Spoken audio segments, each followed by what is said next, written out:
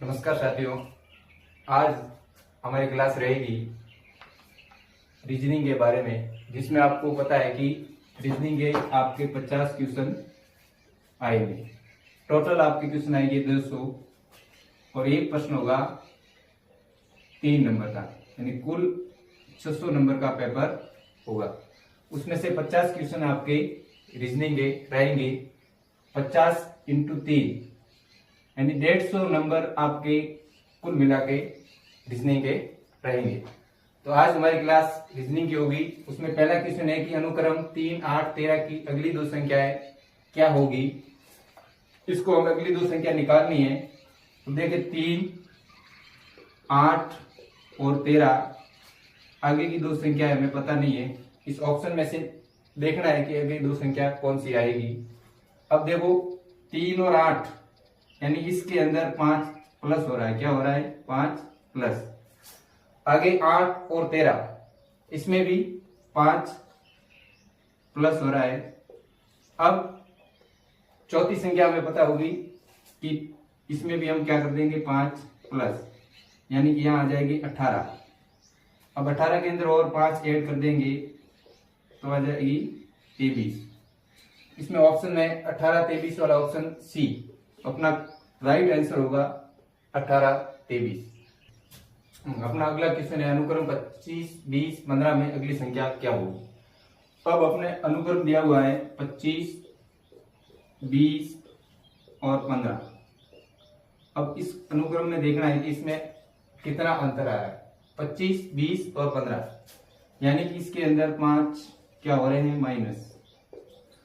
20 में से 5 और माइनस हो जाएंगी 15।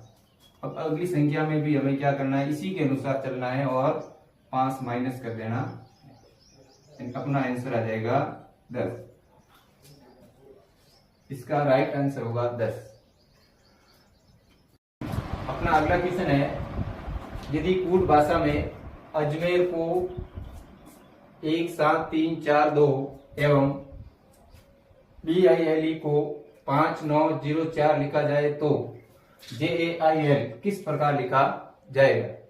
अब देखो अजमेर है, इसको कूट भाषा में लिखा गया है 1, 7, 3, 4 एवं BILE को कूट भाषा में 5, 9, 4 लिखा गया है। तो हमें JAIL को लिखना है।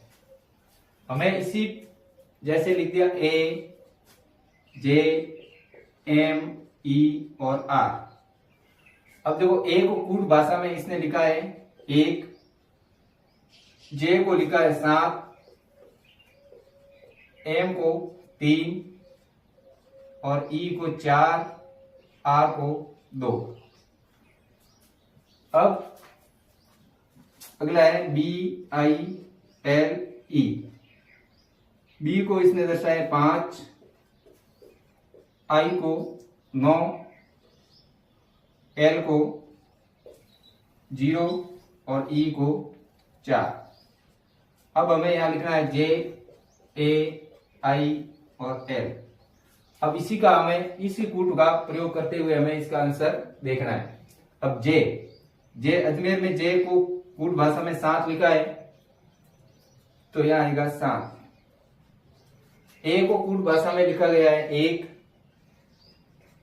आई को कूट भाषा में लिखा गया है 9 और एल को लिखा गया है 0।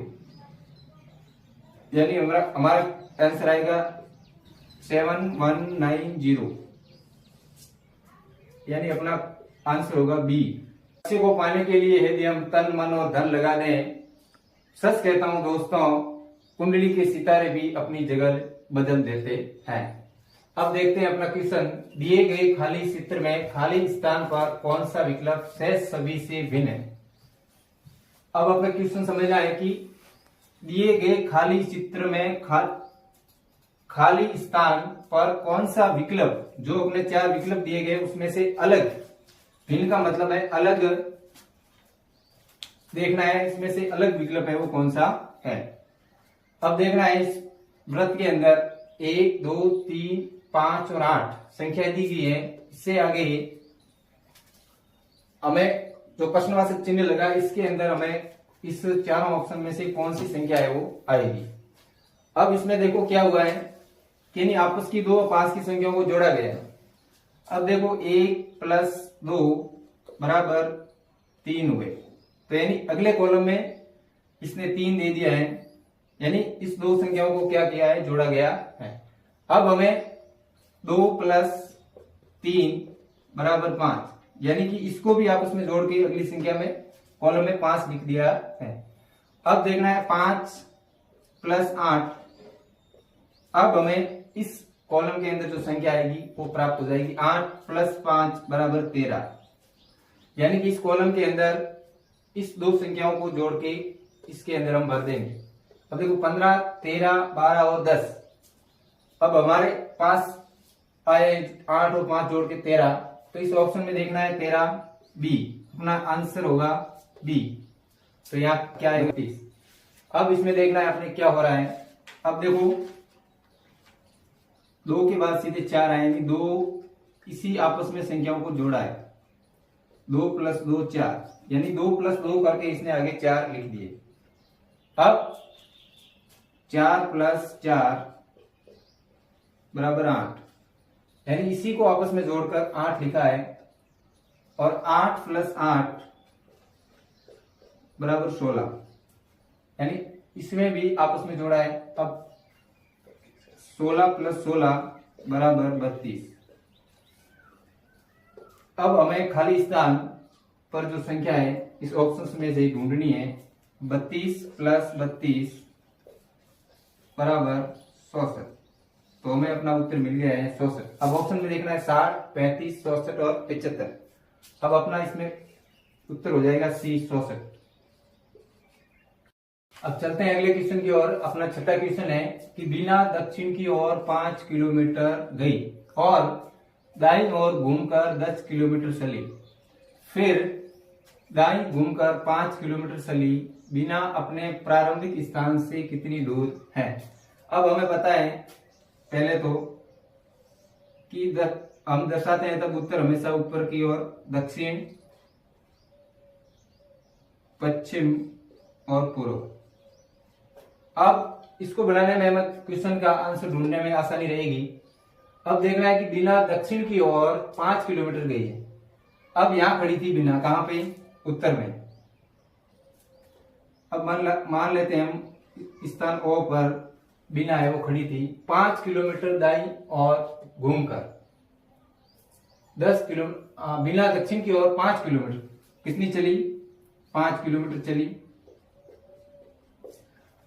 फिर वो दाईं घूमकर, यानी हम यहां खड़े हैं ऐसे चली थी, अब दाईं की ओर घूमकर, इसका मतलब इधर घूमी वो, और कितनी चली है, 10 किलोमीटर।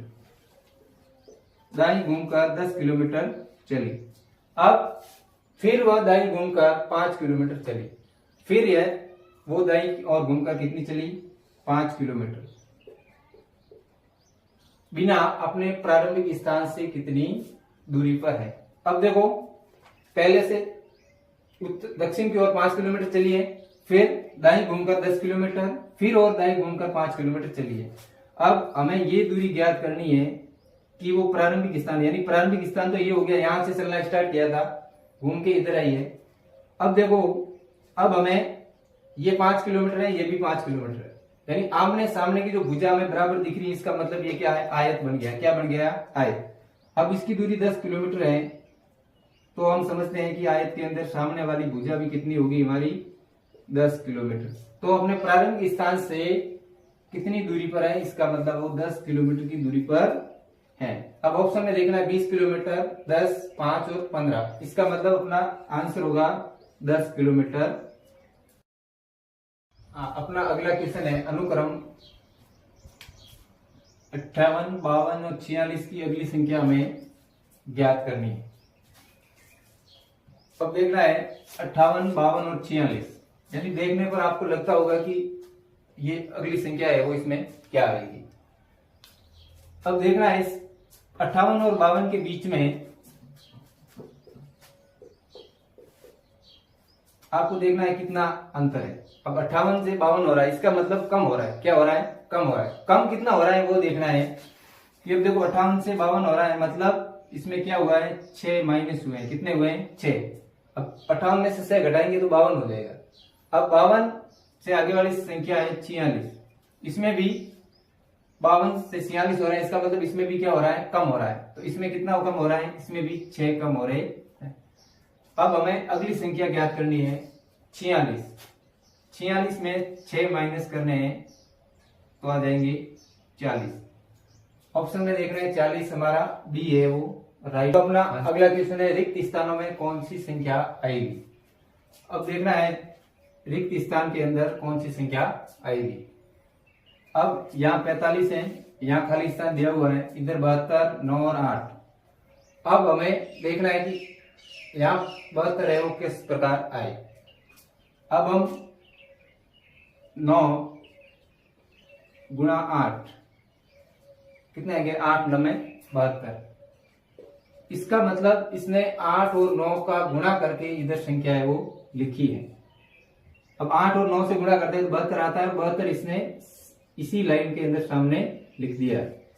अब हमें यहां 45 है, अब 9, इस 9 को किस संख्या के साथ गुणा किया जाए कि हमारे वो 45 आ जाए।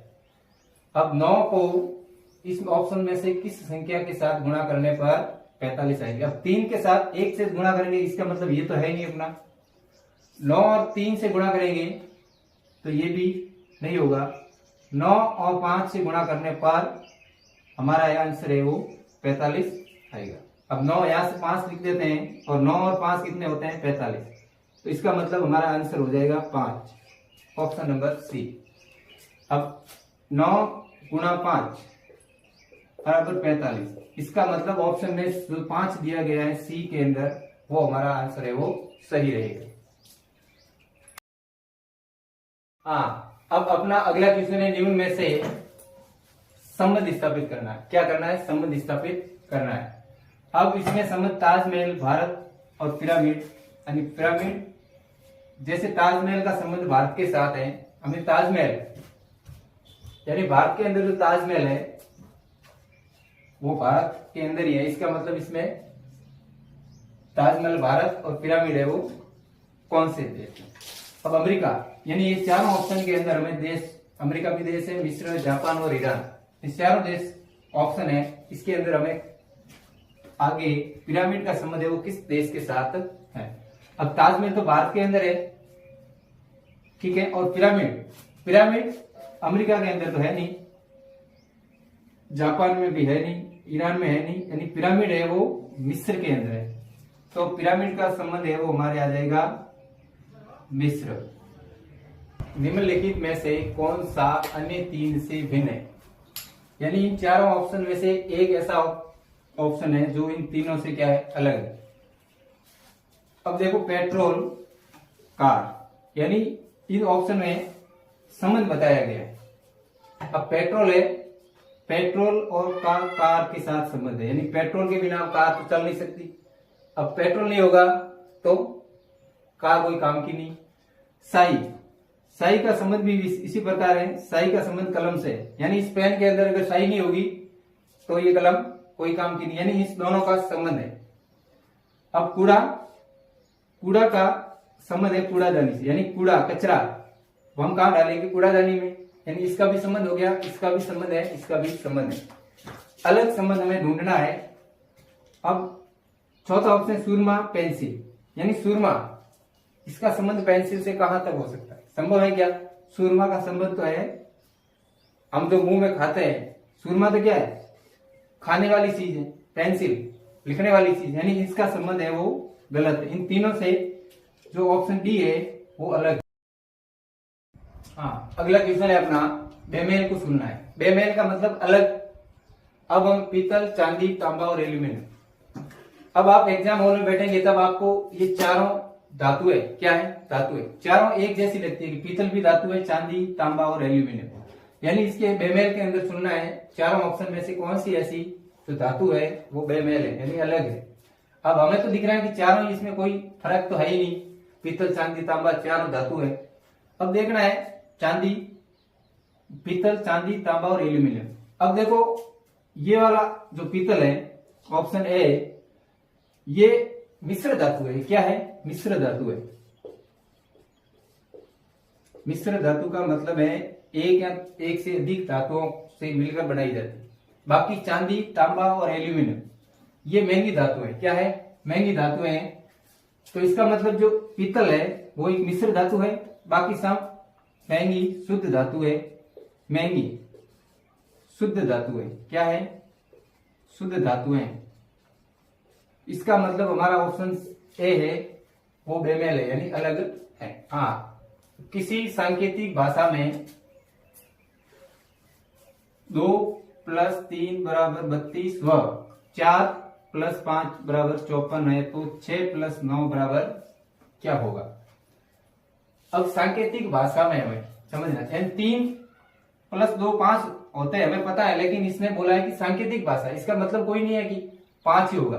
अब इसने 2 + 3 = 32 लिखा है, तो इसने जिस प्रकार किया है वैसा का वैसा हम आगे करेंगे। अब देखो 3 और 2 प्लस करते हैं तब तो क्या आता है? 5 आएगा, यानी रियल में हम जोड़ते हैं तब तो कितना होता है? 5। लेकिन इसने लिख दिया है 32। अब आप दिमाग लगाओ कि 32 किस प्रकार होगा। इसने 3 यहाँ पहले लिख दिया है 3 और बाद में लिख दिया 2, मतलब इसको उल्टा करके इसने लिखा है। अब इसी में भी 4 + 5 = 9 होते हैं, लेकिन यहाँ पर कितने हैं? 54 है। मतलब इसमें भी क्या है? 5 पहले लिख दिया है, फिर 4 लिख दिया, मतलब 54 कर दिया। तो अब हम 6 + 9 को आसानी से कर पाएंगे कि 9 पहले लिख देंगे, फिर 6 है वो बाद में उल्टा करके लिख देंगे। अब ऑप्शन में देखना है 69, ये नहीं होगा। ऑप्शन नंबर बी है वो अपना सही आंसर होगा। ऐसे तो 9 और 5 जोड़ते हैं तो कितना होता है? 6 + 9 = 15। लेकिन इसी सांकेतिक भाषा का प्रयोग करते हुए हम ऑप्शन है वो 96 करेंगे। ठीक है प्यारे दोस्तों, आज हम यही अपनी क्लास खत्म करते हैं। कल हम इससे आगे कंटिन्यू क्लास को करेंगे। धन्यवाद।